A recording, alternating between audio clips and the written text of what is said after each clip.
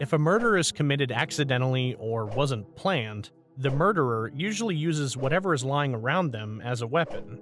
But in this case, they committed the crime with weapons they brought with them and tools that had to be prepared.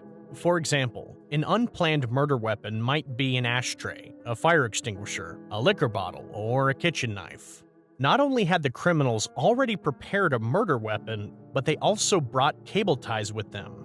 Who would normally carry cable ties into a bar? In the end, the experts concluded that the criminals were not ordinary people, but people who had likely committed murder in the past. Professor Yu Song Ho of the Department of Forensic Medicine stated his opinion that, based on the state of the victims' remains, they seemed to have received professional training in murder.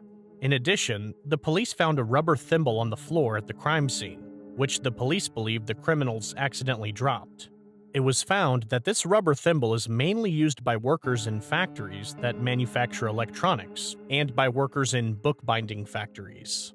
In other words, this was potential evidence that the criminals may have been workers in electronics or bookbinding factories, but this wasn't enough to identify the culprits.